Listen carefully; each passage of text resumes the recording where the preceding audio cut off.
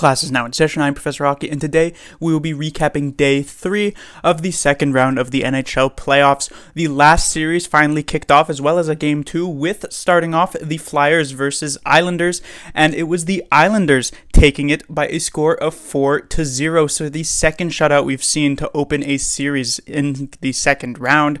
This was one that was just mostly controlled by the Islanders throughout. They got goals from all around their lineup here: Green, Pajot, Anders Lee, and then an empty netter from Devon Toews, and the Flyers just can't manage to generate anything for themselves. Good news for the New York Islanders. It was just yet another well-played game. It doesn't seem to matter what team this Islanders team goes up against. They stick to their game plan. This is like, the Islanders are sort of like the ultimate hockey cliche team where, you know, whenever there's like an interview with a hockey player, they'll always say, we need to get pucks deep and we need to stick to our game. The Islanders do all of these things, basically. They get the pucks deep. They always forecheck. Almost every single line of theirs is sort of built to play this aggressive forechecking style of game, and they really just wore the Flyers down. They jumped on their opportunities that they were able to create for themselves because of this aggressive forecheck and completely shut down what the Flyers tried to do. In terms of bad news, I honestly can't even think of much here for the Islanders. They just continue to impress me game after game, and right now they've set themselves up really well in this series, sort of like how the Golden Knights did last night against the Canucks. For the Flyers, the only real good news I can say is that, you know, there were like a couple of redeeming qualities in this game, I guess, compared to the Canucks last night, who I couldn't really find anything to say nice about. You know, the Flyers at least, you know, responded well after a terrible first period with a decent second period. They got some chances. You know, there was a possibility of scoring maybe a goal or two in this game if Varlamov didn't make clutch saves. But honestly, there isn't much redeeming here for the Flyers. In terms of bad news, I could probably outline a lot of it, but I have to look at these top three players for the Flyers: Couturier, Voracek, and Claude Giroux. They've done absolutely nothing throughout these playoffs and throughout the round robin on even strength. They've been basically non-existent. You take a look at the round robin where the Flyers have actually had their most success, and those were 3 games won, having only given up a single goal. And it was also during the round robin where maybe some teams weren't trying as hard as others, like the Boston Bruins, who ended up going 0-3 in that round robin. And so since then, the Flyers have been struggling. They managed to squeak out that series victory against the Montreal Canadiens with victories like 1-0 or 2-0 or 2-1, but the thing is, they're now against the Islanders, who thrive in games that end in scores like that. The Flyers will probably not be able to consistently win 1-0 against a team like the Islanders, or 2-1 against a team like the Islanders. The Islanders were born to win games like that, basically. Barry Trotz was born to win games like that, and so the Flyers actually need to get some scoring from some of their top players. It's basically, throughout these playoffs, been the occasional goal from Flyers depth, and I've been congratulating that Flyers depth for existing, but at a point your top 6 players need to show up. Giroux, Couturier, Voracek, Kevin Hayes, Travis Konechny, these players need to be significantly better. I mean, if you take a look at the Western Conference side, the 4 teams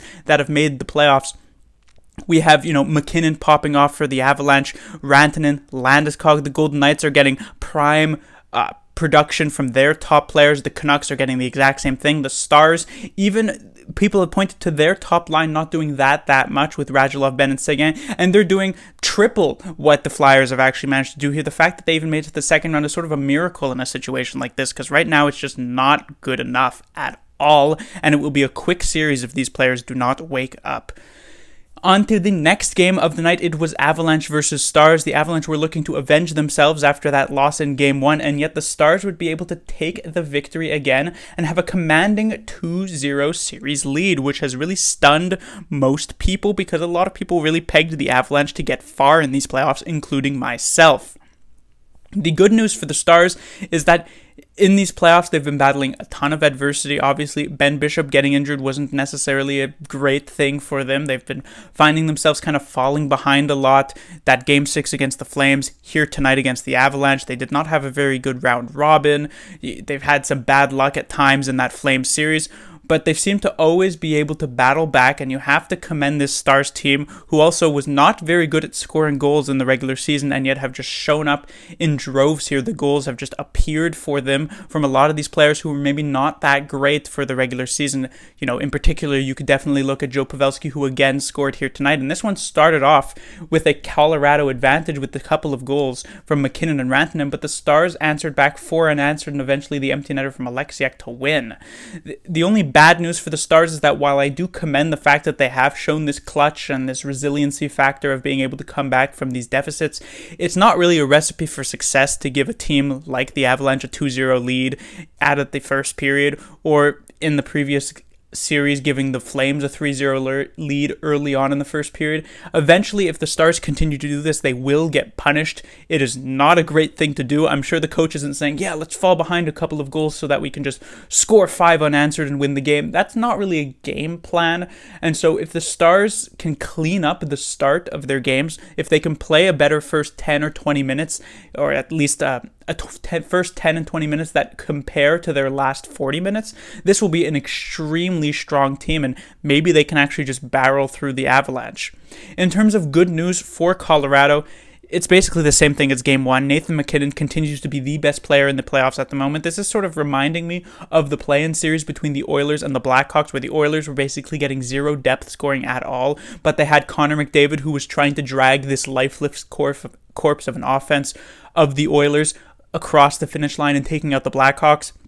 He did have some help from a player like Draisaitl or maybe Nugent Hopkins, just like the McKinnon has some help from players like Rantanen and Landeskog. But right now, the depth players for the Avalanche who were so good through the round robin, and especially that series against the Arizona Coyotes, like Kadri especially, Burakovsky, Donskoy, Comfer, they've just been doing nothing through these first couple of games against the Stars. The series is not over. And this is what the bad news was, is that these depth players are not doing well enough.